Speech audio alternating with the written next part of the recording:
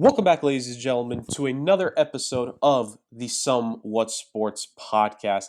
As all of you know, when you hear my voice, sadly that means one thing. Our fearless leader, Chris, is not going to be on this week's episode. I too am crying tears, ladies and gentlemen, because I always do miss it whenever Chris is on. And funny, we have now exchanged weeks back to back in terms of us not being here. It's kind of like the Kings and the Blackhawks back in the 2010s with exchanging the Stanley Cup. Haven't done it on purpose. It's just been complete circumstantial things that have led to us ironically exchanging missed episodes. But Chris, we miss you.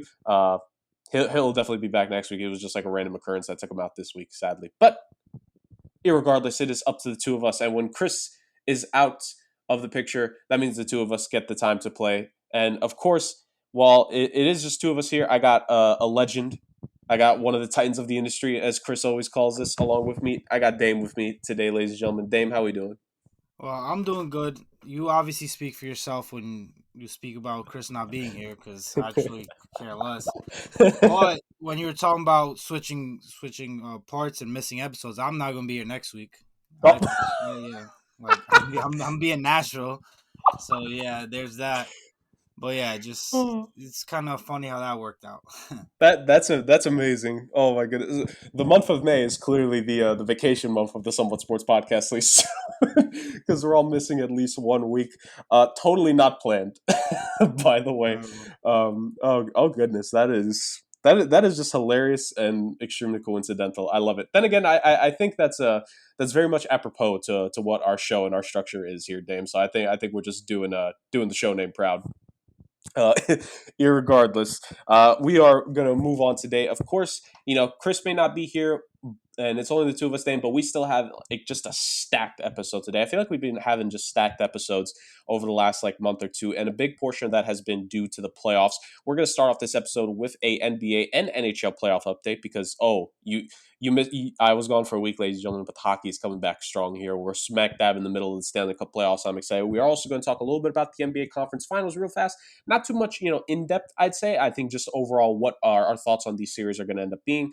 And then we're going to move on to talking more about the NFL and the schedule that was released last week. My compatriots did just a phenomenal job talking about, the pre-released games prior to the full release. Bang up job, by the way, Dame. You and Chris killed it. And we are going to talk about a couple more games today. Kind of hard for us in the format to really go too in depth, but we have our little brain trust here. We have selected 5 games to specifically point out in today's episode that can be potentially intriguing come the later portions of the season. And then finally, we're going to talk about, for the first time in a good chunk on the show, baseball. Now, ladies and gentlemen, we do baseball is beloved on this show. Do not get me wrong. Like, we do love baseball here, but I think Dame can also like speak for this. Is that it's the playoffs of two sports. The NFL always like just takes control even when it's not playing. Like, Dame, we haven't gotten to talk a lot about baseball, but so much has just happened. But hey, I think this is probably the right time for us to start talking about baseball, Dame, because the season has gotten off to a pretty good start, wouldn't you say? Yeah, absolutely. Especially for me as a Yankee fan, can't can't complain.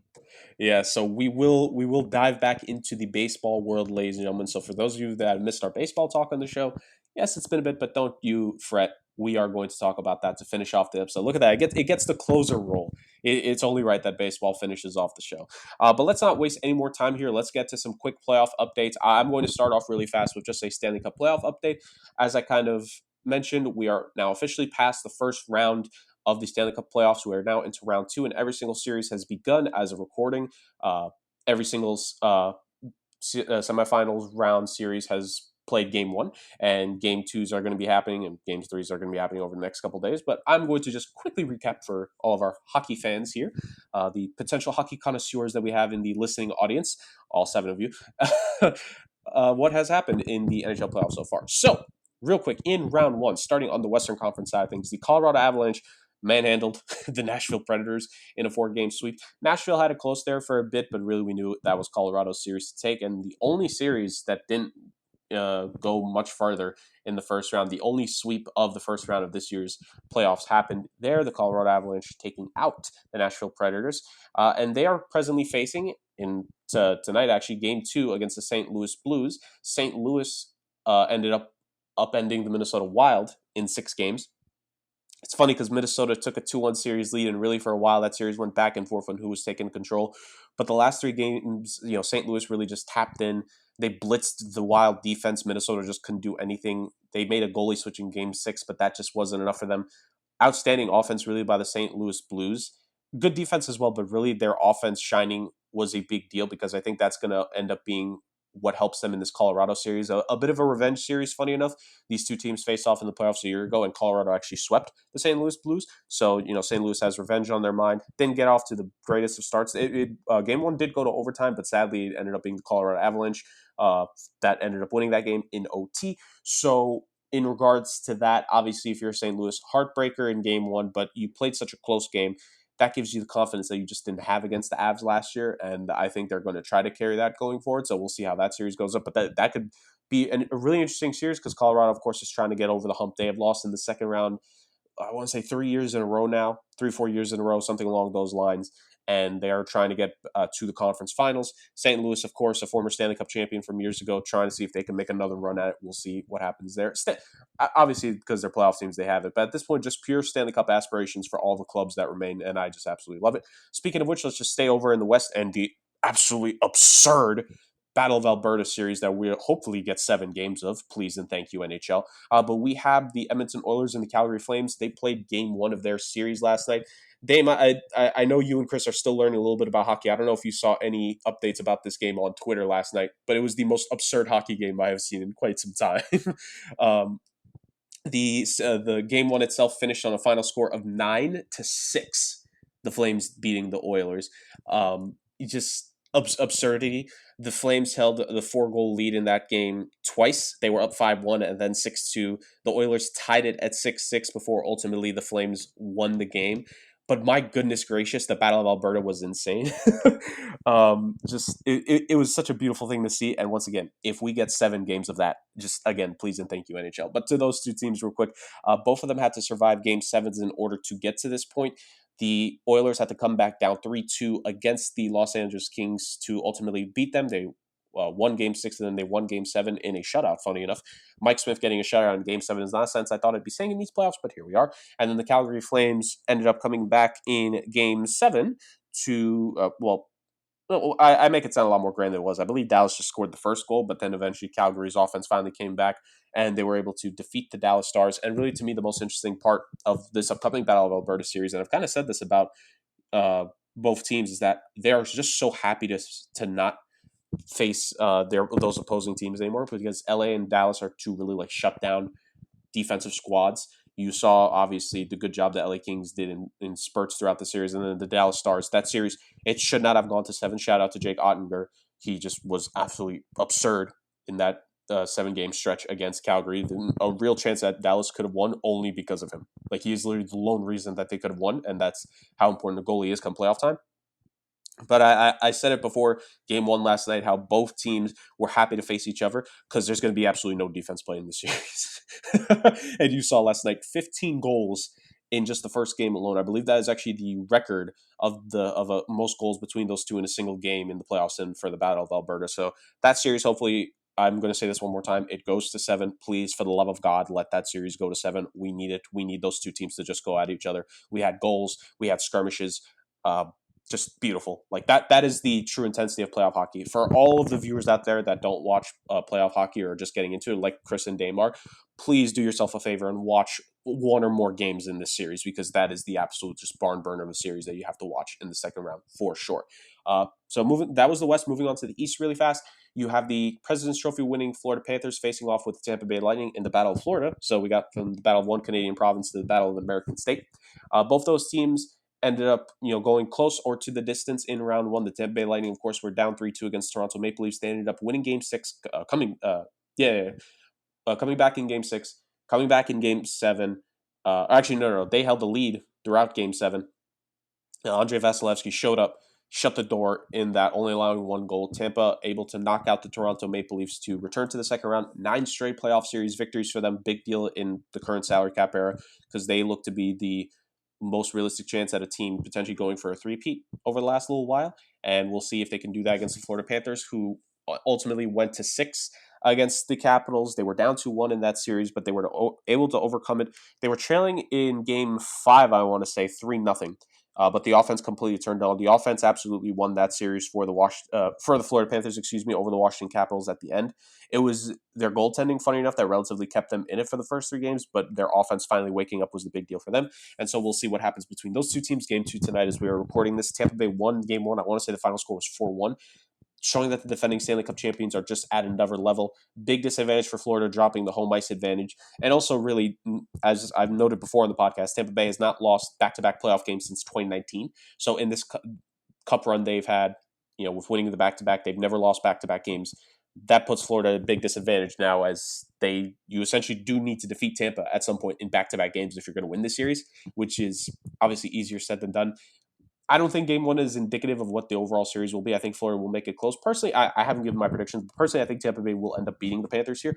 But at the same time, I don't think a 4-1 final score was really, really indicative of things.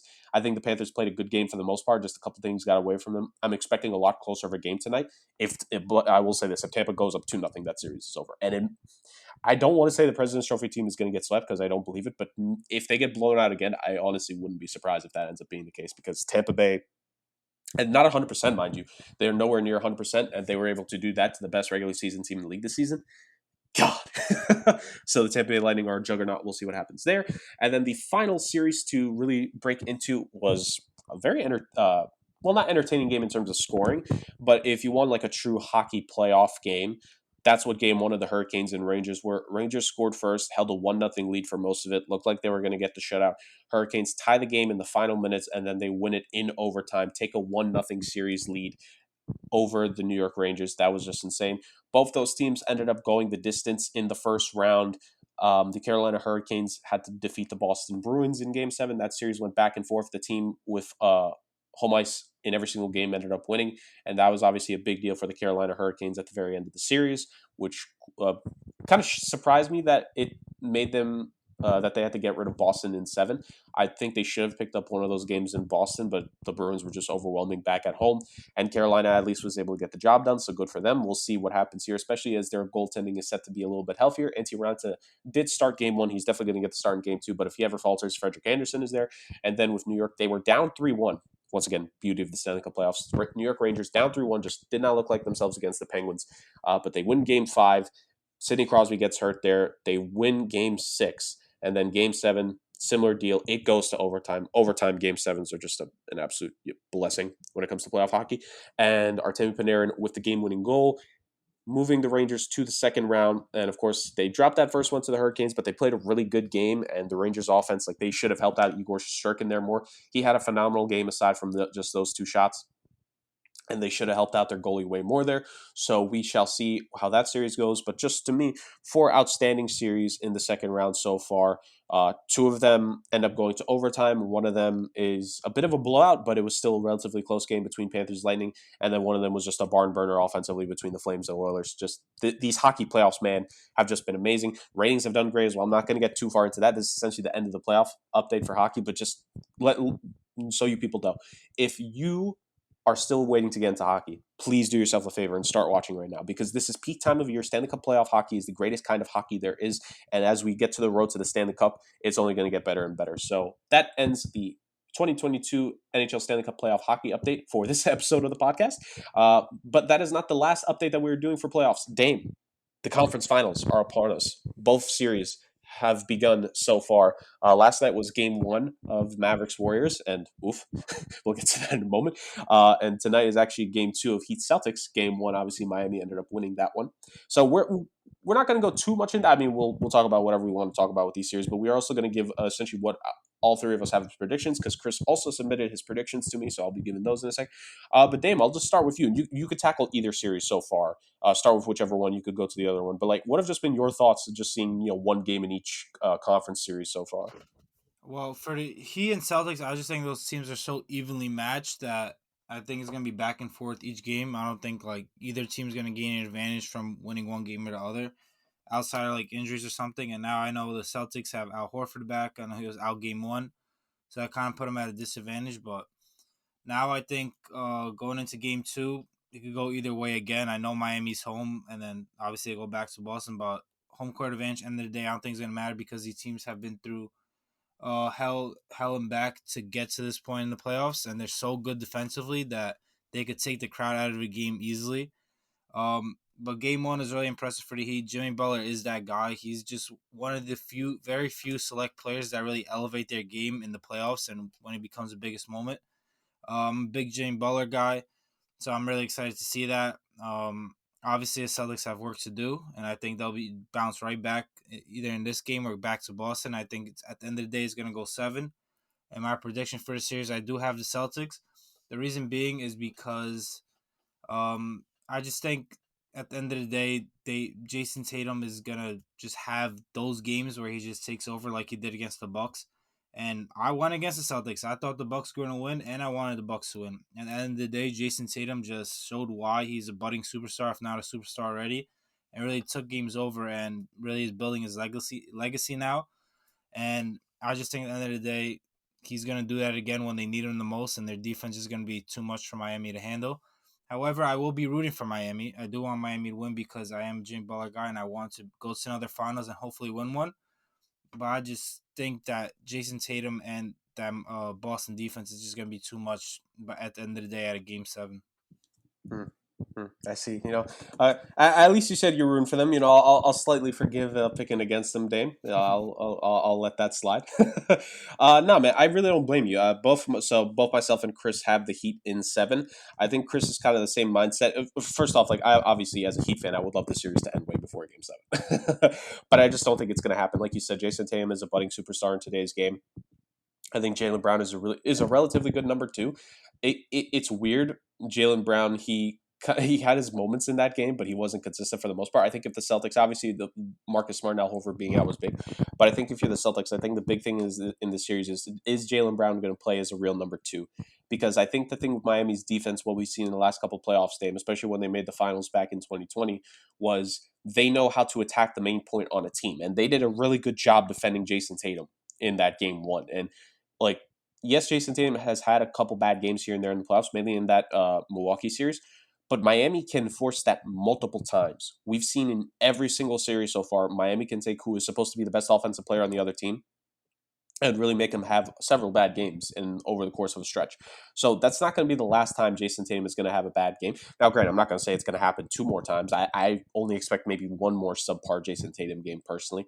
And in that game, is Jaylen Brown going to step up? I think the X factor for Boston, for me personally, I don't know what Chris's thoughts are, but I think my X factor is Jaylen Brown going to play like a real number 2? And even at times number 1, if Jason Tatum is struggling, getting his shot blocked by Jimmy, having Max Strus play some good that to me is the biggest thing here, where I think we agree, Dame. Jason Tatum is a bona fide number 1 in this game. I think this is going to be the series that makes a lot of people look at him as being a star/superstar caliber, player now. But can Jaylen Brown be that consistent all-star in the playoffs now, in this time of year? Because he's been kind of inconsistent here and there, especially in that game 1 against Miami. So that's my personal thing, but I'm ultimately going to go with Heat in 7. Not necessarily because of the home court. I agree with you. I don't think home court really matters to either of these teams. I just think Miami, both these teams have some experience, but I'm seeing something different in Jimmy Butler, man. Like, he is... It's kind of like you said, Jimmy.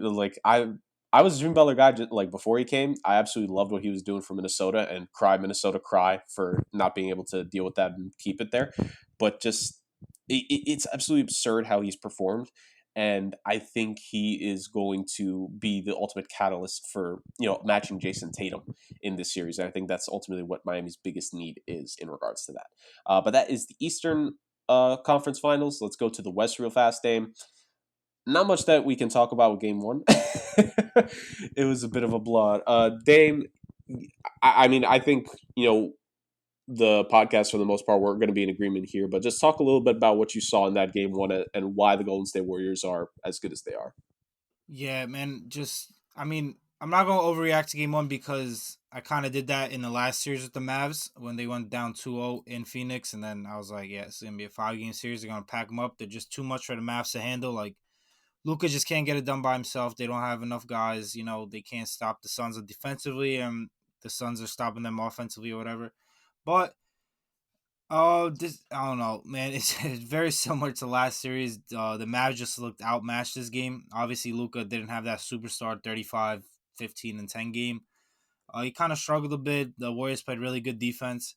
I just personally think the Warriors just have way too much firepower for the Mavs. I'm not even talking about star power because, like, really, Steph's the only star there in my opinion, like superstar there in my opinion compared to Lucas. So it's kind of matches up. But I just think they have so much firepower from their shooting to the playmakers they have. It's not just like Steph drives, kicks it out. Like they have guys who could legitimately make plays not only for themselves but for others as well. Starting with Draymond, Clay, Jordan Poole, all these guys, and Andrew Wiggins has been a great two-way player this entire playoff series, and he had a really big game one as well. I know Chris wouldn't like to hear that, but that's just the truth. So yeah, just all these playmakers that the Warriors have make them so hard to guard because you can't just game plan for one guy because the guy you're game planning against could just take a back seat, be kind of a decoy, do his thing on the side, and then someone else will not only make plays for themselves, like I said, but make plays for others and make the game easier for everybody. And obviously defensively, the Warriors have been just always been great with Draymond Green leading that defense and stopping Luka. The way they did it yesterday was fantastic. Obviously, got them a big win, and Luka really shot bad percentages from all around, and just didn't look like the Luka we saw at the end of the series last series. So the Mavs are going to have to make a lot of adjustments defensively to stop the Warriors and kind of make it hard for them. But also as well, they're gonna have to try to figure out how they can get Luka a lot more comfortable and a lot more looks, not only so he can score himself, whether it's that step back or getting into the paint, but being able to penetrate and bring other guys to help and kick it out to shooters who can obviously make shots, and they're just gonna have to make shots for us this series. But I don't know. In my opinion, I had the Warriors in six before this game one. However, after watching game one, I don't know. I might have to lean. I don't want to say sweep because do want to give the Mavs and Luka their respect, especially after I was proven wrong last series. But going five, I think that's a pick I'd be comfortable in now. But I'm gonna stay with six. But I'm just saying I wouldn't be surprised if it goes shorter, especially after seeing game one. But yeah, it's tough for me to see the Mavs having any real chance in this series. Right, and the thing is like kind of to your point, both myself and Chris. So we'll say on the front end, we also have Warriors in six. So the podcast as a whole, that's a hat trick right there, another hockey reference. But we absolutely sweep it here when it comes to that. We all have Warriors in six, in part because of what we saw in that last series, and we do want to give the Mavericks their just due, their credence of the fact that they did knock out the top seed in the West at the end of the day and the top seed overall in the NBA. I will say this. So I'm kind of with you, Dame. I don't want to overreact to the game one because that's not the first time that Dallas has lost a game one. They've lost a game one in both the first two rounds as well, and they end up winning. So maybe it's an omen. But in all realness, like this is the best team that they face. Yes, Golden State at times has kind of looked iffy, which I think is going to be Dallas's like biggest thing in if they're going to hope for things. The last half of the Grizzlies series, Golden State looked bad in a lot of portions of it, and even going back to the Denver series, like again, and this is more so because of Jokic being an MVP, but there were stretches in, especially the last couple games of that series, where Denver could have potentially won and made it take a little bit longer, but Golden State just turned it up at the right time. And I think the thing is here that if you have, and this especially for me, considering what the other two series were, if you're Golden State, and let's say game two tomorrow night, as we're recording this again, if it's like a tie game with the last 5 minutes, and normally we're like, oh, Golden State can tie up this, can just go on a run, right?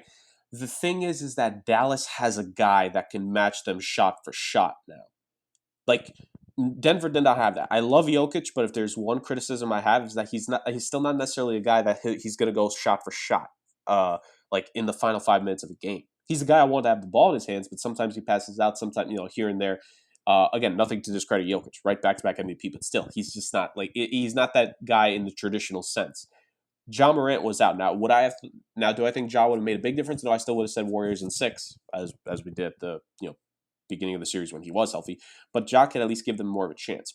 Luka can go shot for shot the last couple minutes of a game against the Warriors, and that's where I think they need to be wary because if Golden State lacks a little bit like they did in the last half of the Grizzlies series, I wouldn't be surprised if Dallas gives them a bit of a scare. Again, I do think at the end of the day, the series obviously belongs to Golden State. None of us are going to argue it the other way. But what I will say is that Golden State needs to be careful because this is the best player that they have faced in the playoffs so far, hands down. And I know it's kind of wild to say that considering the first guy they faced was the back-to-back MVP. But Luka, I think he's proven this thing. He is just another type of like awe-inspiring generational like top-tier elite talent. I don't know how many other synonyms I could say when it comes to those terms, but like Luka is just simply that dude. And yes, he had a rough game. I think Golden State overall played some really good defense, but at the same time, Dallas missed a lot of wide open shots.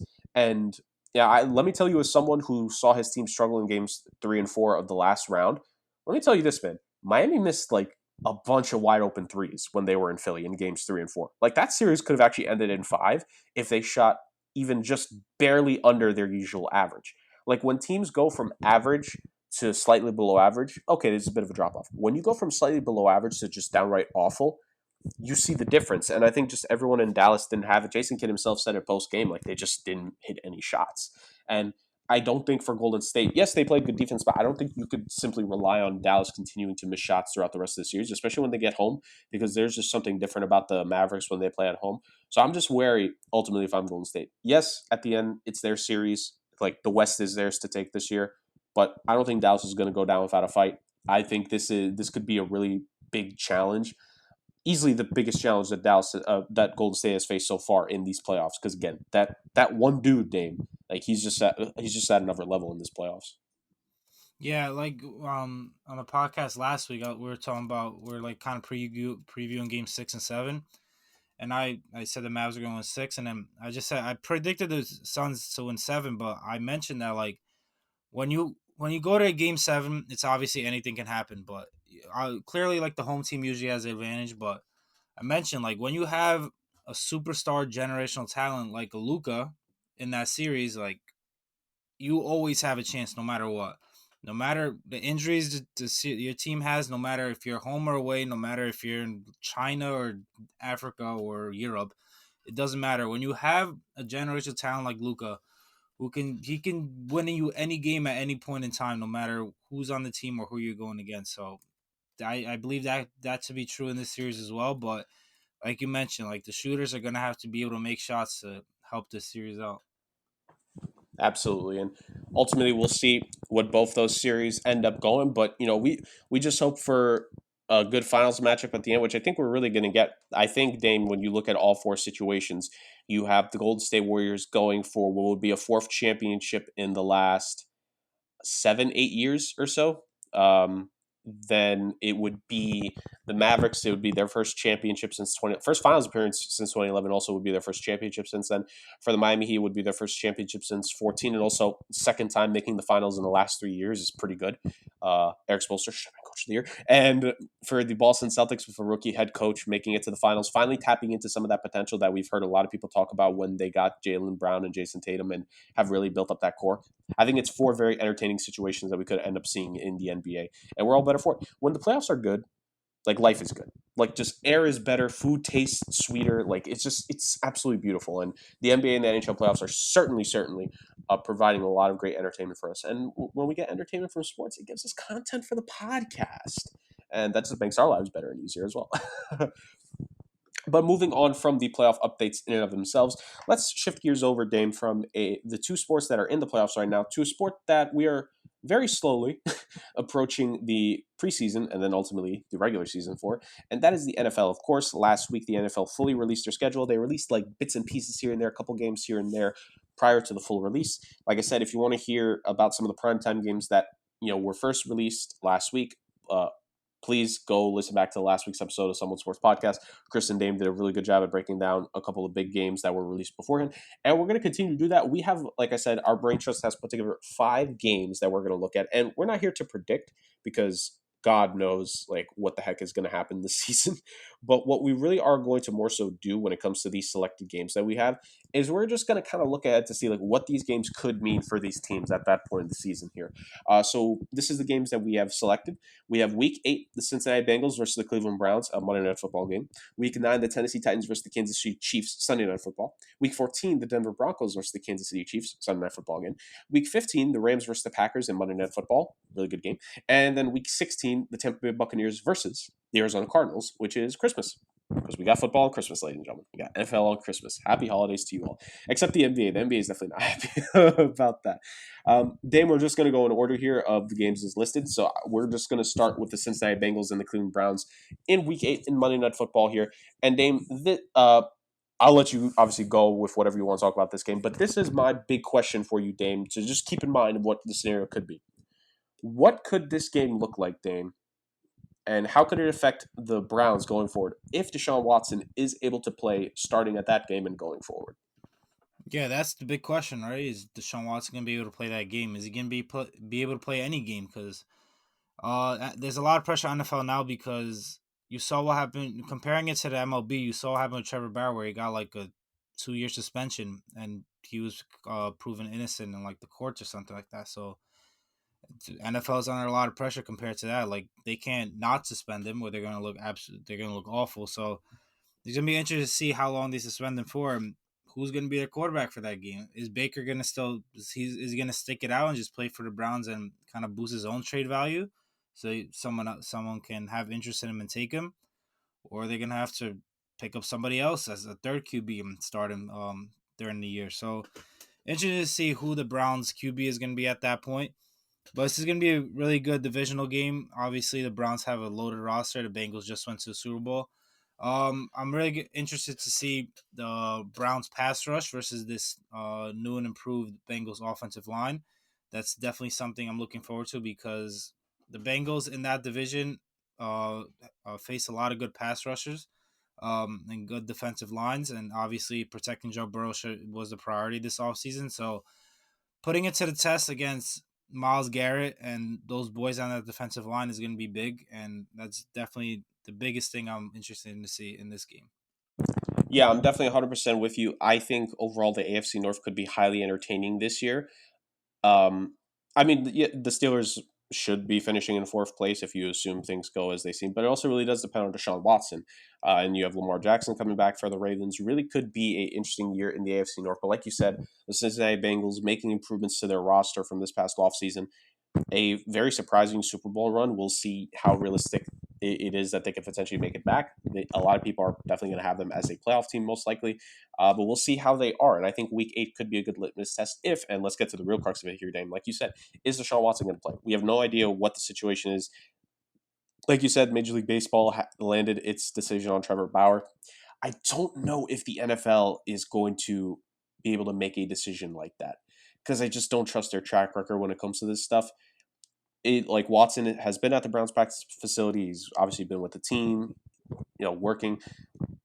I think like the only factor here is can Deshaun Watson play? Because then if he is, and also how many games is he going to be suspended for? Because if he is back by this Week 8 game, like this could be a big shift into what the AFC North looks like. Where if the Browns are in a decent position by that point of the season, then perhaps Deshaun could be that spark plug, and they just absolutely go on a pretty good run.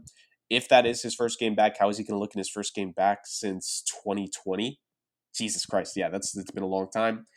I think it's more a lot of questions. I think that's why ultimately this game is intriguing because I think that's the earliest realistic chance that we could see Deshaun Watson play. I don't know when the other game between the Bengals and the Browns is, like just off the top of my head, but I think this could be the earliest instance with Deshaun coming back to face Joe Burrow and the Bengals, the defending AFC champions. If, of course, if he's able to play and if the suspension is like 6 games or less up to that point. So that's why we have that on there. It's Monday Night Football as well. We got to talk about the primetime games here, Dame. This is a primetime show. We talk about primetime games only, ladies and gentlemen. Speaking of primetime games, so let's just move on right to it, Dame. Week 9, Sunday Night Football. Tennessee Titans versus Kansas City Chiefs. Now, Dame, this game is brought up specifically for a certain reason because I want to get your take on this because these are my thoughts on this game. Now, last season, these two teams faced off and the Tennessee Titans absolutely routed the Kansas City Chiefs, and everyone was concerned about the Chiefs except this podcast. Me, Dame, and Chris were laughing the whole way like, yeah, sure, the Kansas City Chiefs are going to make it back to the AFC Championship game, and look at that, they did. Maybe listen to us a little bit here and there. But here's my thing when it comes to that, Dame. The Tennessee Titans I think my whole thing with this game is, are they real AFC contenders by this point of the season? I think this game is going to be that regular season litmus test that decides. I still don't like the fact that they got rid of A.J. Brown for Traylon Burks. I think you're putting a lot of pressure on the kid early to perform. I think you're putting a lot of pressure now on Derrick Henry to once again be the workhorse in this offense, and you got to hope his body doesn't break down like it did last year. Now, granted, it was kind of a freak injury that ended up happening to him, but at the same time, like, who knows if it could happen again or if another injury could happen, right? Derrick Henry is so physical, and they rely on him so much because he is the dang offense there. I think that could be dangerous. The defense, I'm kind of here nor there about that. I actually don't necessarily hate the defense, but obviously, they have their moments where they're really good, and they have like the times here and there where they could be a little bit better. But they are a much improved defense from what they were a couple years ago. My big thing with this game, Dame, is ultimately, are we going to know or have an inkling on if the Titans are contenders or pretenders by that point of the season? Yeah, last year played each other, and I'm pretty sure I remember the Titans like smacked the Chiefs. This was early on in the season when the Chiefs just didn't know what they were doing. But like you mentioned, it's gonna be interesting to see how this Titans offense looks like. I didn't like them trading AJ Brown either, especially when you have a guy like Ryan Tannehill as your QB, who obviously isn't that good, and he needs as many weapons around him as possible. I think they should have kept AJ Brown and still drafted Traylon Burks, to be honest, because they obviously lost Julio. Who else is the other receiver outside of AJ Brown? But yeah, the Derrick Henry concern is pretty serious to me because he did have it was a foot injury. It wasn't like something really minor. Like a foot injury is really serious when it comes to running backs, especially the way we see running backs age nowadays, where they just don't age well. And Derrick Henry, who's such a big guy and runs with so much force, putting all that pressure on a previously broken foot that was surgically repaired or whatever it was, like, it's gonna be really interesting to see if he can stay healthy. I personally don't think he will. I think he's gonna have trouble staying healthy for the rest of his career, and I just don't think he's gonna be the same guy. So this game right here, obviously, I think the Chiefs are gonna be at the top of the top in the AFC. So for the Titans, I definitely think this is gonna be one of those games that really test them and see if they're the same team as they were last year, or if they could contend in the AFC moving forward. Yeah, and I think overall the Titans' schedule, it's something to look at. Really, the last couple of years, the Titans have gotten these games. If I'm not mistaken, I think the Titans and Bengals face off again this season as kind of a rematch. Again, like I could easily pull up the schedule, but I can't at the moment. But I just think the Titans overall, it's going to be interesting to see how real of a team this is, and really what the future of them going forward is, because they had this little run here, Dame, for a couple, like 2-3 seasons, where they're a real playoff team. And of course, they made it to an AFC Championship game. They were the number one seed last year, but they just didn't get the job done. And I think it's always a critique on teams if they can't get the job done. And I feel Tennessee, I think this is a make or break season on what realistically is their window, because I think if they falter this season once again, I could see some major changes being made, because Ryan Tannehill is your quarterback of the future. Like, we already know this, but he cannot win a Super Bowl. And if Derrick Henry goes down to injury again this season, I think you have to start asking questions about how at least the offense is built. Maybe the defense you could let go, right? But how is the offense built and working? And then I think you need to make some serious changes to that team as well. And maybe coaching as well. Who knows? Is Mike Vrabel a guy who, like, I know he's a great energy guy, great with the defense, but like at some point, to me, there's always a cutoff point where, like, okay, I know we've had success, but let's see, like, we need to see more, right? Like that's just my thing. And I hold all coaches accountable. Like, I've been one to state that coaches who have even won a Super Bowl should be fired because their time is done with the team. Like, that's just how it is. You need to be held to a standard. And at some point, it can no longer be, it's cool to make the playoffs. We have to take that next step. And I think it's a big question this year if Tennessee can do that with as much as they've lost and what they could end up still losing this season. So that's all I'm saying about that. Not too much convo about the Chiefs there, because I think the next game we're going to talk about here is really more of a question about the Chiefs game, and that is Week 14 Broncos versus Kansas City Chiefs. Again, another Sunday Night Football matchup, including Kansas City. Really, Dame, I think the biggest thing to look at when it comes to this game, it will be the AFC West standings. We've talked about that division and how, Dame, that division is going to go one of two ways. Either all four teams are going to make the playoffs, or only two of them are going to make the playoffs because they're just going to cannibalize each other. But I think really what this game is looking at, it's going to be another case of at that point of the season, are people panicking about the Chiefs, or are the Chiefs in a good spot? But really, are the Denver Broncos as real of a team as a lot of people expect them to be?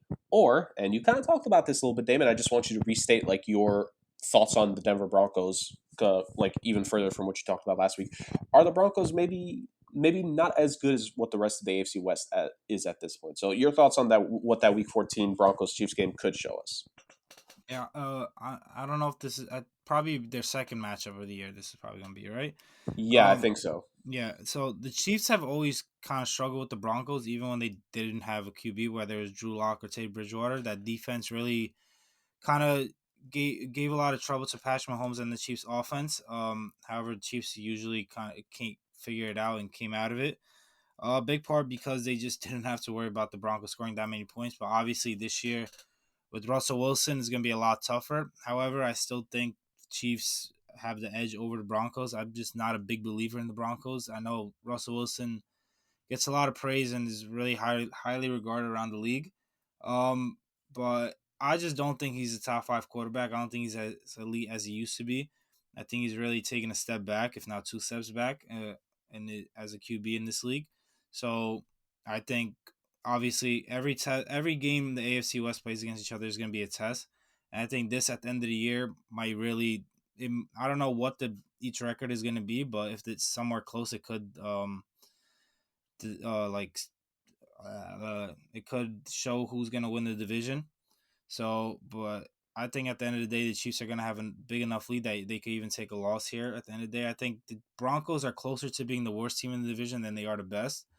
Now, I do think they're the third best team in the division, but I think there's just a gap between them and the Chargers, and then even a bigger gap between them and the Chiefs.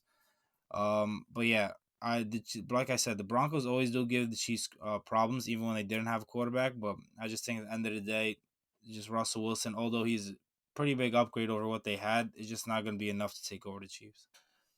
Right, and I think I almost want to make the same case for whatever the second Chiefs Raiders game is. Is like even if you end up being the Chiefs early in the season, we know Kansas City has a way to bounce back. And there have been a couple times in the last couple years, especially I think the Raiders, not last season, but I think the season before, like the Raiders beat the Chiefs in one game and then the Chiefs beat them down the next one.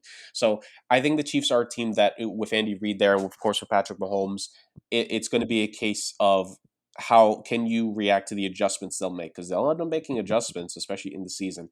And I also think we'll get a really good indication on what the Chiefs' offense is like, Dame, because I think, of course, with no Tyreek Hill, I don't think that like the first couple weeks of the season is going to be interesting how they do it, and then as the season goes on, I think the final month and change of the season will be the biggest indication on what the Chiefs' offense is looking like come playoff time, because that's when they'll really have an idea of how much they could replace Tyreek Hill and how big of an influence is Juju Smith-Schuster in the offense, and Marcus Valdes-Scantling and Sky Moore potentially. I really hope there's a lot of Sky Moore. We want more Sky Moore as the season goes on in regards to what Kansas City is doing offensively. But I think for both teams, it's big.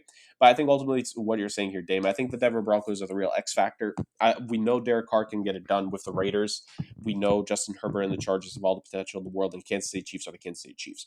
The Broncos, to me, are the team that, kind of like you said here, yes, they got Russell Wilson. Yes, I do like that defense, but I don't know, man. Like, it's just a lot of questions, and I wouldn't be surprised if, kind of to your point, they do end up finishing fourth. Now, granted, fourth in that division could be 9 wins.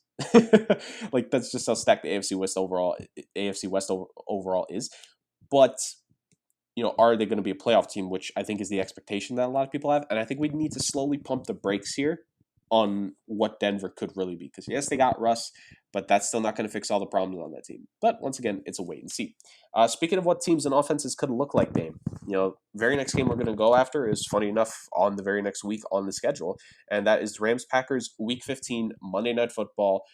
Obviously, a big question, Dame, is going to be what the Packers offense will look like by that point in the season and how good is Aaron Rodgers here. But this is the question, Dame, at least I have for you. How likely is it that game is also going to be an NFC Championship game preview at that point in the season? I mean, definitely could be. I don't know. After trading Devontae Adams and the offseason that the Packers had, it's just hard for me to see the Packers being the elite team they were last year. The Rams, I definitely think, are going to be back there. I think they could easily go back to back, especially after adding Bobby Wagner and bringing in Allen Robinson. That team is primed to really take off and repeat or at least be a real contender in the NFC. However, for the Packers, any big game for them is going to be a test because it's going to be like, how's this offense going to score points? How are they going to move the ball down the field, passing the ball?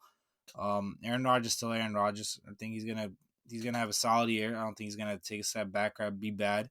But for me, it's just hard to see how they're gonna really move the ball against some of these elite teams when they don't have that elite playmaker on the outside or multiple playmakers on the outside. Yeah, I don't blame you. I think this point, and again, I'm picking later points of the season because I think the concept and idea is going to be really intriguing on what teams could be. How big of a factor is Christian Watson in the Packers offense? Who else are the Packers really going to sign? That's why we're waiting a little bit to kind of talk about like our division winners and stuff, and in part because there's still the rest of the summer, but also because Dame, like, the Packers could still make a move here. There's still a couple pieces left in free agency that they could maybe go after, as well as a couple other teams. I think that's a big thing. But yeah, kind of to your point, I think ultimately this will be the case of how just great are the LA Rams because of the amazing moves that they made. Bobby Wagner, Aaron Donald, and Jalen Ramsey are on one defense. Like, just, oh my God. And then you have Matthew Stafford in that offense. How great is Cooper Kupp once again as he tries to build up a Hall of Fame resume? And then you look at the other side. Like, are the Packers still the main power that they've been for the better part of the last 15 years under Aaron Rodgers? I think we agree, Dame, that we still expect them to, win the AFC North. That's not a hard division right now, but like I think the likelihood here is that this is probably one of the weaker. I think you'd agree, Dame. This is the weakest team on paper, relatively, that the Packers have right now, just because we don't know what it's going to look like. Yeah, Absolutely. I think their defense is still gonna be solid. I know they lost Darius Smith, but again, they used both their first round picks on defense, not on a wide receiver. But I think the defense should be fine. And Raj, like you said, that the division's pretty bad, and it's not like the Packers don't have Aaron Rodgers at quarterback. So I think they'll be fine in division, but it's just hard for me to see them as a real contender in the NFC. right, right. And I think that game could ultimately be like and really the regular season. Like sometimes teams will lose these big regular season games and they bounce back, right? Like Yeah. Tampa Bay, they lost. Like it felt like the Buccaneers lost most of the big regular season games they had the year they won the Super Bowl. So, it's only so much stock we can take. But I think for the Packers, it's going to be like a real deal of, okay, how serious of a contender are they? Because the offense on paper is worse. The defense, I think the defense is going to be fine for the most part. Yes, they lost to Darius Smith, but Rashawn Gary had a big year last year, and they're hope that he could take that next step this year. So it's going to be interesting to see. But I think the Packers are definitely going to be the main discussion point of the NFC for a good portion of the season, and especially that primetime game late in the year. And the last game we're going to, Dame, Tampa Bay Buccaneers versus Arizona Cardinals, Christmas Day matchup. Those teams obviously, the NFL on Christmas, like I said, the NBA is definitely not happy about that because that's just viewers being taken away. But my thing with that game, Damon, this is just solely what I'm thinking about when it comes to this. We know Tampa Bay is going to be Tampa Bay come that point. Yes, it could be a discussion of how does the offense look, how does the defense look. The defense has lost some pieces. The offenses, they lost some offensive line guys. How is the receiving core going to look still because it's not fully there? But we're really waiting to ask those questions about Tampa Bay. Dame, yes or no in your mind? Are the Cardinals going to be collapsing the second half of the season again in It's 2022? a give. It's a given. Marquise Brown isn't going to save Kyler Murray being hurt or taking a step back in the second half of the year. You know, but when it comes to this game, like I'm not a big believer in the Cardinals. Obviously, I do think adding Marquise Brown though and giving Kyler Murray that connection that they had in Oklahoma is big. Especially putting someone on the other side of DeAndre Hopkins. I know based on money wise, people would think Christian Kirk is that guy, but he's not. Hollywood Brown is definitely a significant upgrade and gives them that vertical threat that they didn't have before. Um, but they did lose Chase Edmonds. I think that's going to be a big hit for them because I think he was a really good receiving back. However, the offense will be fine. They'll probably go 6-0 to start the year again. Everyone will be like, yeah, this is the years the Cardinals are going to become a real contender. And the second half of the year, the collapse will come. The Bucks will be steamrolling through their division, and at this point, they'll probably steamroll through the Cardinals, getting hot towards the postseason. It's kind of what they do. But yeah, that's how kind of I envision this game going. The Cardinals' second half collapse starts, and the Bucks kind of getting hot right before the playoffs. Yeah, that really sounds about right. And it I really have to feel, and it feels weird to say this about a team that had a double-digit win season and made the playoffs, but you kind of have to start asking questions here, Dame. If the Cardinals are starting to show signs of a second half collapse again, if Cliff Kingsbury can just not figure out like what to do in the second half of the season, and if Kyler Murray struggles, do you like obviously this season is the last year of Kyler Murray's rookie deal, and yes, there's the fifth year option and stuff like that.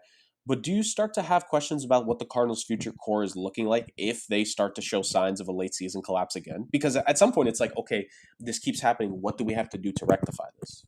Yeah, exactly. Like Kyle Murray was very obviously upset this offseason, wanting a contract, but they still didn't give it to him.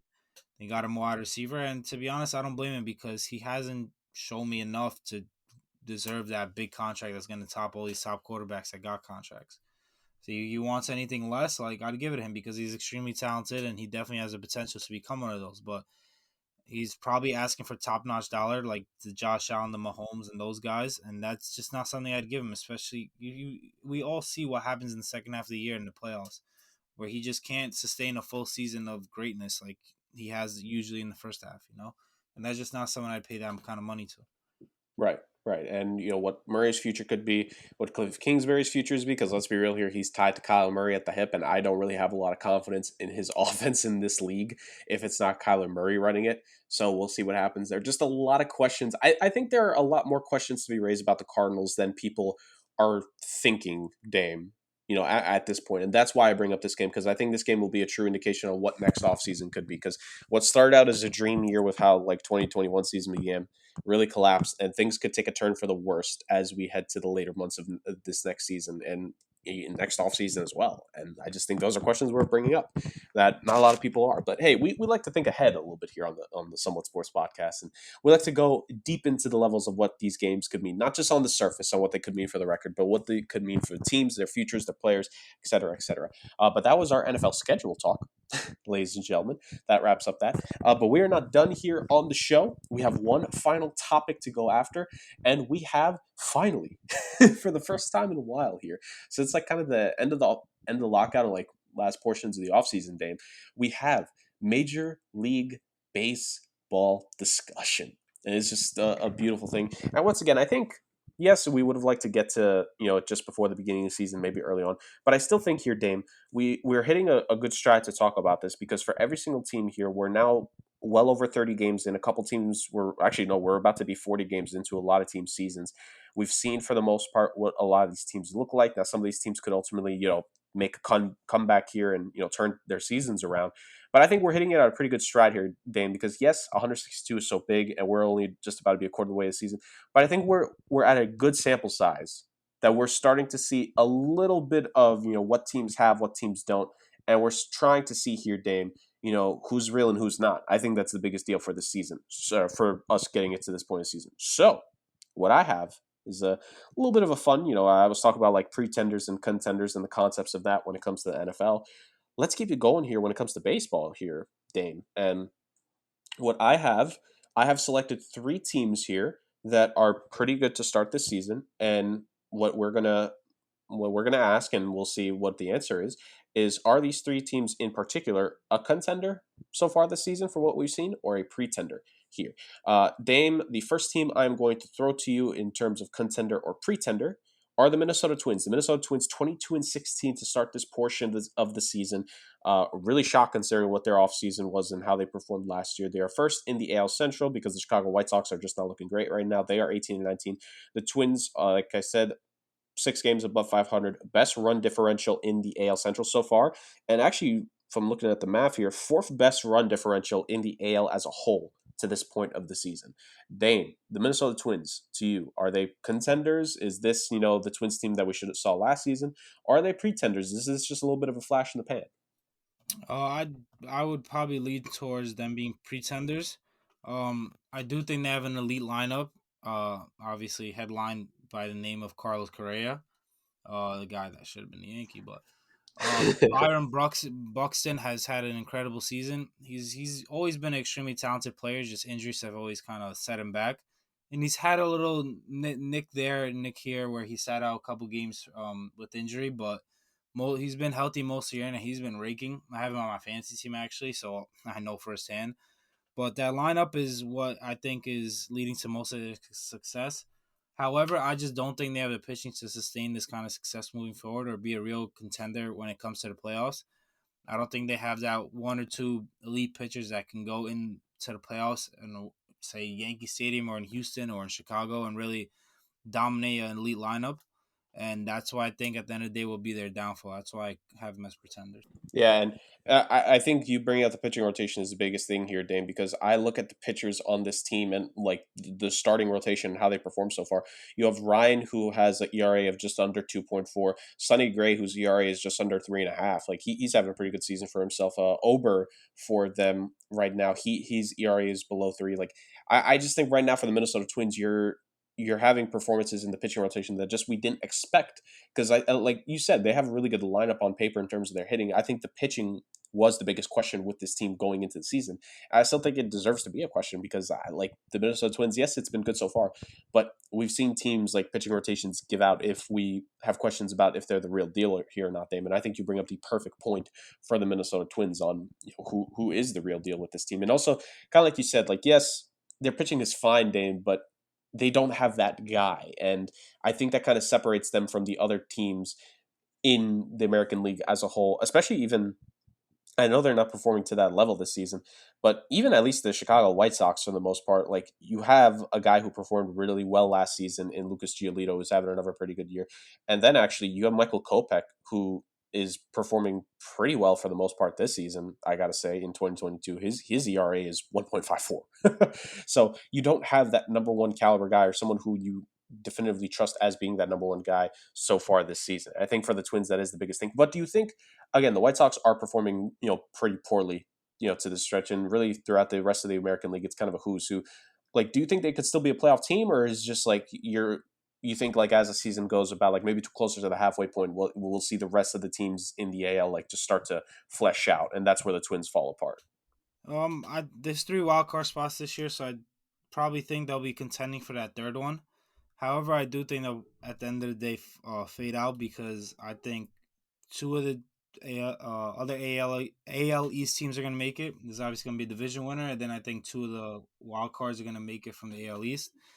Now, third team is a couple teams that we're going to probably mention one, probably next, that I think will most likely be in that third wild card spot. So I just don't see the Twins making the playoffs.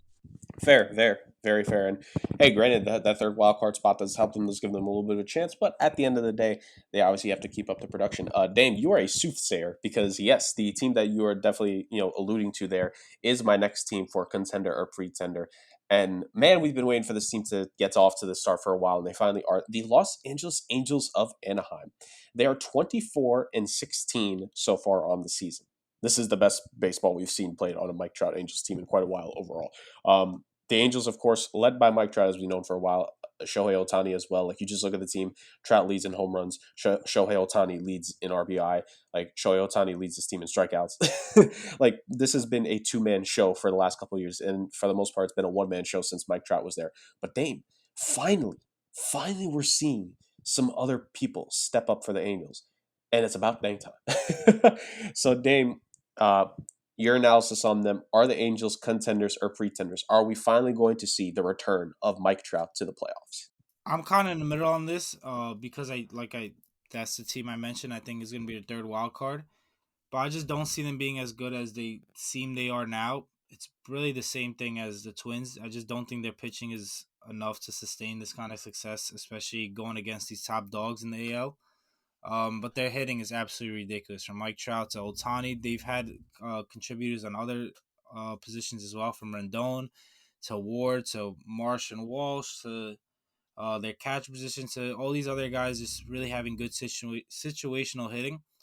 But I just think from their starting pitching to their bullpen, it's been solid. It hasn't been bad. They obviously had a no hitter, and Noah Syndergaard has been pretty good coming over from the Mets. But like it's really pretty much the same thing as the Twins. They just don't have that guy that can go into game one of the playoffs or a closing game in the playoffs and really shut down an elite offense. Now they can obviously make a move at the deadline or at any point a big time starting pitcher becomes available. I think they'd be first in line to get him. But as of right now, the way they stand, I think they'll be good enough to make the playoffs. Thank God, seeing Otani and Mike Trout in the playoffs. But I just don't think they have enough pitching to really become a real problem in the AL. Yeah, I don't blame you. First off, I think we're all just thankful that the Angels are competitive 40 games into the season because in seasons past they've had some rough stretches. I'm kind of with you. I know the pitching is a big question, but I think First off, I think the pitching, at least compared to the Twins, I think because there are a couple names there. Of course, Shohei Ohtani being the main guy, but Syndergaard is there. Patrick Sandoval having a pretty good start to his season so far. I think there are cases to the Angels pitching. I think it could withstand a little bit more that like I would at least compare it to the Twins. But their offense to me has been kind of the big deal because I think for a while, again, it's kind of been like a one man show and you don't feel like anyone else is making a difference. But even aside from Shohei Ohtani, you have a Ward this season, Taylor Ward, who is second on the team in home runs right now and actually leading the Angels in RBI.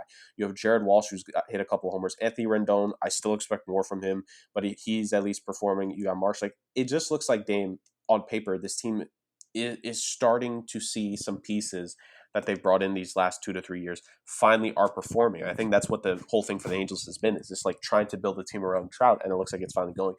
Do you think, and maybe like this is just a whole confidence, like, but would you give a vote of confidence of if the Angels pitching hits a little bit of a rut, like in a certain stretch of the season, do you think the offense, with what we're seeing here, if it's not just Trout all the time, do you think the offense can kind of not carry them for like a very big stretch, but like if they go through like a rough 5-6 games, can the offense do enough to like keep them in a good place? Yeah, I definitely think they can because the two guys they have at the top of the order, and Otani and Trout, could win you a game by themselves. So I think if the pitching struggles give us like 5, 6 runs, I think those guys could go up there and score 8 or 9. So when you have guys like that, as long as they can stay healthy, which has been a kind of a problem for Mike Trout the past few years, I think that's a lineup that definitely could carry their pitching for a little bit. It's just when it comes to their postseason where it's 1 or 2 games and you could be sent home, I just think that's when their real issues come about. Yeah, that definitely fair to say the least. And you kind of mentioned itself, could definitely the Angels could be a team that is a buyer at the deadline, especially if they're in this position come that point of the season. So last team we're going to specifically note here on pretenders and contenders before we just talk briefly about the league in general. The San Diego Padres name. Now the Padres second in the NL West right now, 23-14, very similar to last season, getting off to a good start right now, looking pretty good on paper. Actually, funny enough, they're playing as we are recording this. They're up 2-0 on the Philadelphia Phillies. But the Padres, it was the case last season, really good first half of the season, Dame, but then they just fell off in the second half. I think just generally speaking, they added a little bit more to the team. I want to say the pitching wasn't 100% going into last season, but now at this point, or at portions of last season, I should say, but they added a little bit more here. You have Darvish, who's performing. You have Mike Clevenger, who's back in the lineup now. He's started 3 games. You have Sean Manaea, who they made as an off-season acquisition. You have in his second year with the team, Joe Musgrove is there. It looks like the pitching's pretty good, and the hitting, they've had some guys perform pretty well, and you're still just waiting on Fernando Tatis's return.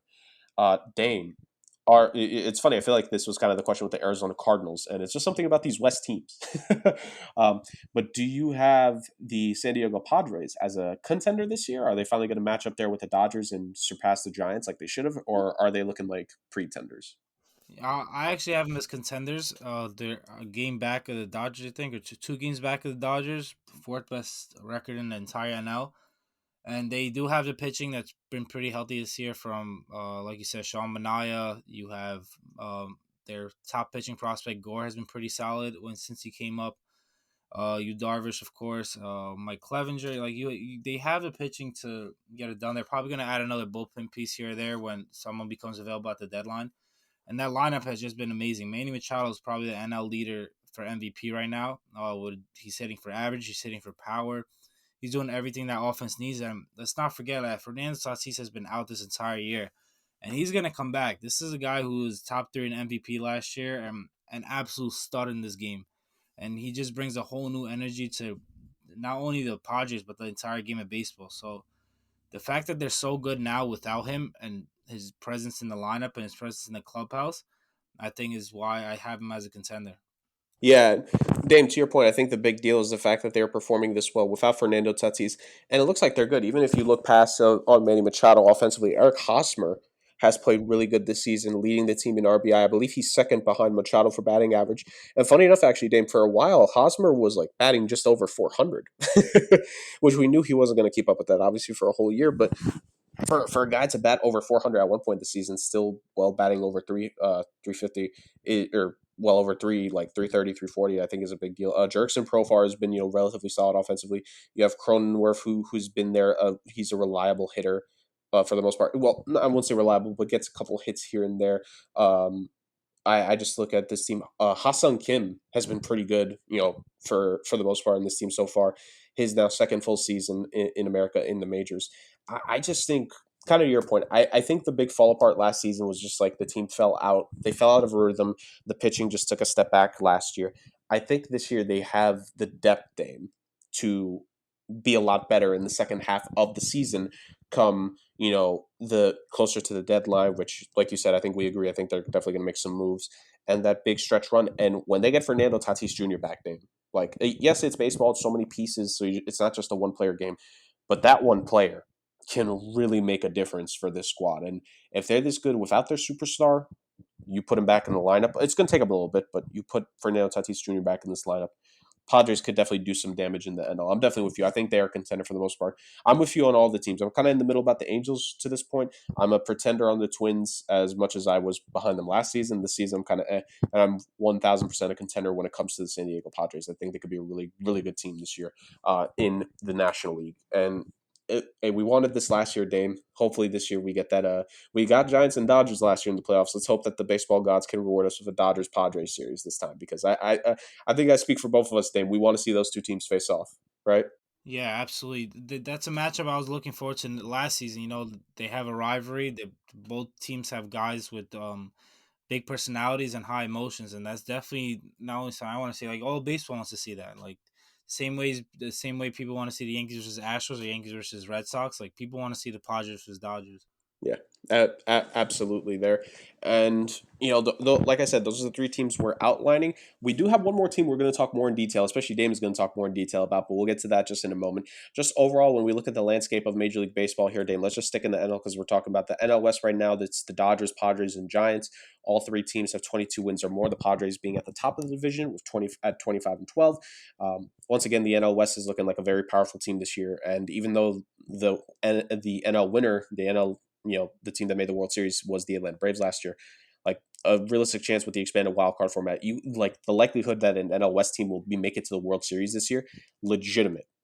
Because right now, three of the best 8 teams in football, you'd say, Dame, like at least three of the top 10 teams in football all belong to that one. Football, Jesus, my bad. Baseball. Three of the top 10 teams in baseball so far this season look like they're in the NL West overall. You have the NL Central, which right now it's the Milwaukee Brewers. The Cardinals have been relatively solid this season. They have their stretches where they look good. They've had some downtimes, but the Cardinals are the Cardinals, Dame. They're going to scare us at the very end of the season, like we know they always do. The NL East, I think this is why you're happy that Chris is out this episode, because the Mets are doing pretty good this season at 25 and 14, heads and shoulders right now above the rest of the division, while the Phillies, Marlins, and the defending World Series champions are much below them, especially the Braves, 4 games below 500. But hey, Braves are about a 500 team like midway through the season, then they went on the run. Who knows? Yeah, any comments about the Mets in general, Dame? How do you, before we continue, do you have any thoughts about how they've started their season?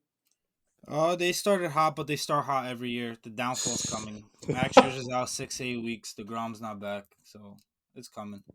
Do you think there's enough on that team, not just with pitching, like just general? Do you think there's enough on that team to help them get through this run where they're not gonna have either their top 2 aces? No, I don't think they have enough. That's why I think the downfall's coming. It starts like this every year. They have so many holes in that team that just people overlook because they just start every year hot. But yeah, I just think it's coming. If I'm wrong, I'm wrong. It's not like I hate the Mets. I was really at the game yesterday. I hope they're good. I pray to see a Subway World Series, Right. but it just every year it's the same thing. And until I'm proven wrong, like I'm just gonna expect the same thing. Yeah, I don't blame you. And also, you don't hate the Mets. You just love messing with Chris, and he's definitely going to have a joy when he listens back to this episode. So that was the NL. Let's move on to the AL. For the most part, we kind of talked about the AL West. The Angels are really the second team. Below them are the Rangers, Mariners, and A's. I feel like early on, like the first 15 games, the Mariners were pretty good, and now they've fallen back down to earth, which was not a surprise at all. I think everyone expected that.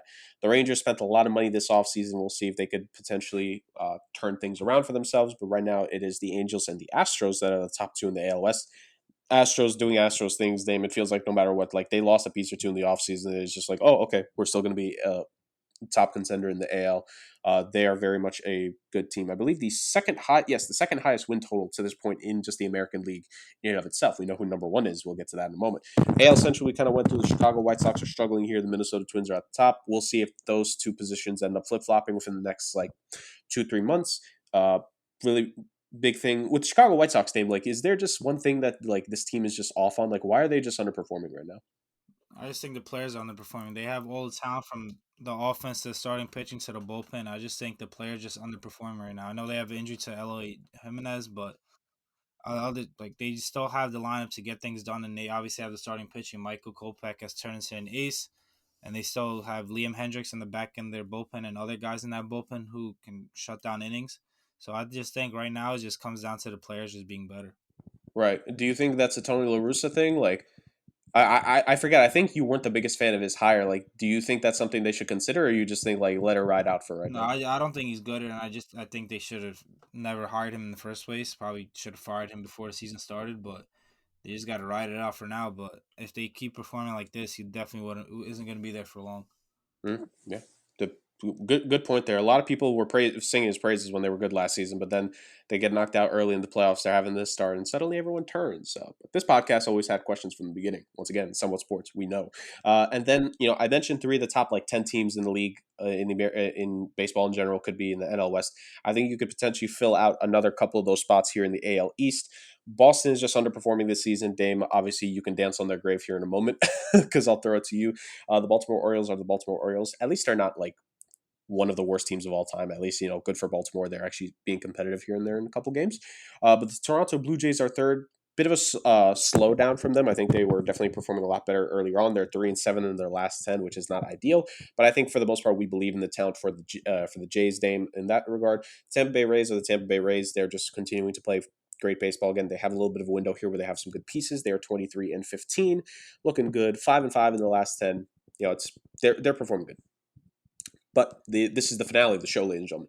The New York Yankees, 28-9 to start the season, easily best in the league. In the AL, in the MLB in general, they are performing great. They have the second best run differential in all Major League Baseball, only behind the Dodgers, but best in Major League in the AL overall. 9-1 in their last 10. They had some winning streaks. They just bombing shots. Dame, I'm just going to give it to you. Talk about the Yankees at this point and why they are. I think we expected them to be really good, but I think they're even overperforming to what a lot of people thought. Can you just give everyone the breakdown, Dame, of why is this Yankees team just looks like they're firing on all cylinders at this point? Yeah, I didn't personally like their off season at all. I said it on this podcast. I said it to all my friends. I've said it on Twitter.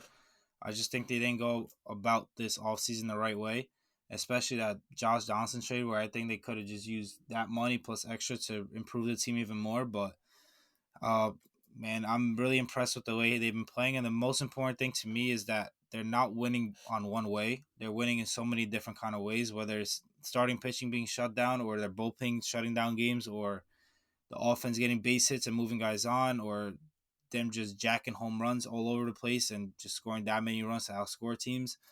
Or just the biggest thing to me is their defense, something that they really struggled in the past year or past couple years. Their defense has been really, really good this year. And from Connor Falefa to Josh Donaldson to Gleyber Torres being at second base, I think is a really good infielder. Anthony Rizzo, obviously, Platinum Glover is great. Aaron Judge in the outfield. Um, they've been absolutely amazing, and like I said, they have so many different ways to win. I think that's what's been the key to their success.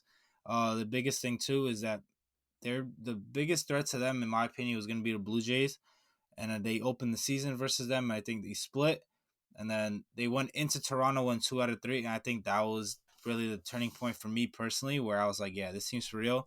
When they took 2 out of 3 in Toronto and beat the Blue Jays ace Alex Manoah, I think that was really big. And then when Toronto came into New York in the quick 2 game series, the Yankees swept them. So it's been really impressive what they've done, not only against the bad teams but the good teams. And when it comes to the bad teams, I know a lot of people saying, "Yeah, the record's only this good because they beat the bad teams." But that's what you're supposed to do. They're not only taking 2 out of 3 in these series, bad teams. They're really sweeping them. They won an 11-game winning streak. Obviously, sweeps there. They've won 2 out of 3, two out of no, 2 out of 4 to no 3 out of 4 to Baltimore so far, and they're down one right now, going for a sweep. But they've really taken care of business, and that's how you maintain your dominance at the top of your division and your league is um, dominating these bad teams. Not just taking 2 out of 3, but when you have a chance to sweep at the end of the series, you get the job done. And I think that's where the Yankees have really improved this year, because that's not something they did last year. Not only would they not sweep, but a lot of times they won only 1 out of 3 to these teams they should have been sweeping. So I'm really impressed with what I've seen at the Yankees. It's still early, a lot can change. Injuries happen. The team could just have a downfall and just not be hot anymore. But yeah, so far so good. I'm not getting excited yet. It's still really too early in the season, but I'm really impressed. Right, I don't blame you, and I think for the Yankees, them performing to this point has been outstanding. They like you said it all, but Judge and Stanton are just special. The pitching, I think, has overperformed here and there. Luis Severino's looking really good in his real bounce back for him. I like this just looks like a juggernaut of a team. We already thought of them as an offensive juggernaut, but at the end of the day, if they could get their pitching and defense together, that just makes them a complete juggernaut. And the dream for a long time for Major League Baseball has been to get Yankees Dodgers back in the World Series. Like they would love Los Angeles, New York to be like the two capitals of the world for the Major League Baseball World Series. I think this is the most realistic chance we've had in a while, Dame, where we could actually see that because both teams are performing so great. Both teams have the hitters. Both teams look like they have the pitchers now. Like just oh man, it's just absolutely outstanding from what we're seeing. And the Yankees, like, just hats off to them. You and me both. I think we were sketchy on the offseason we had. We felt that they still had needs. And granted, like you said, they still do. They're still not perfect. There's no such thing as perfect in sports. But like the Yankees are being really good this season, and they're starting to look like, act like, and play like a championship team, Dame. And I think that attitude, that idea, that belief in them, I don't think they've had that for a while. And I think that's the biggest difference for the Yankees this season. Yeah, absolutely. So it's kind of wait and see now. It's only May. You have all of June, July, Oh, yeah. August, September. Like a lot can happen. They can miss guys or injuries. Guys can just not be as good as they are now, and they can also add pieces from the trade deadline to bringing guys up, or guys that you don't expect to be that good could all of a sudden turn around. Absolutely. And ultimately, at the end of the day, like you said, Dame, who knows what the future brings? You just hope for it. We don't know what Major League Baseball season is going to continue to be like. We await the NFL and see how that goes. And we await the future of the NBA and the NHL playoffs. But there is one future thing, Dame, I can guarantee. And that is next week will be another outstanding episode of the Somewhat Sports Podcast. Ladies and gentlemen, thank you so much for joining us this week. Once again, it feels like no matter what, when it's 3 of us, 4 of us, 2 of us, 5, 6 of us, I think is the record for the show. Honestly, it's slipped my brain back at the mock draft. But Dame, once again, it's another fantastic episode this week. Chris had to be out, our fearless leader. We miss him. Well, I miss him. But at the end of the day, we had just another absolute banger. Hit it all this week. I think that was amazing for us. Ladies and gentlemen, you guys know what to do. Follow us at somewhat.sports on Instagram. We continue to post the polls. Once again, polls will be posted tonight as we're recording. If you're listening to this tomorrow, the next day, I guarantee you there will be polls as long as there's playoff games happening. But keep following us there. Polls, posts, all that. Please continue to follow. We are very close. This has been a long-term goal, but we are close to getting triple digits, the big 100. We appreciate all of you that have done so far. Just keep following. To get us to the century mark over on IG, and then I feel like it'll be just aces for us from there. Of course, like Chris mentioned, we have Spotify now. Please find us Spotify, or on Spotify, somewhat space and then sports. The podcast is going to be posted there as well. You can listen when you're on the go if you can't play YouTube, which obviously is really the case when it comes to having to go out. I can say that for perspective because I walk to work and YouTube don't work for anything when I'm going there. So that's how useful Spotify is. And of course, when you're at home, when you're chilling, listen to us on YouTube, as you know. Like, comment on the video, subscribe to the YouTube channel, notification bell, all that good stuff that everyone always tells you to do on YouTube. We thank you all so much. Those of you that do continue to listen to us every single week. We are going to continue to just turn out the amazing episodes with the amazing crew we have. Dame, thank you so much. Chris, we miss you. We'll see you next week. And to all of you listening to our beautiful voices. Jurg speaking, not me. And to all of you who listen to us, thank you. And you will see us all back next week.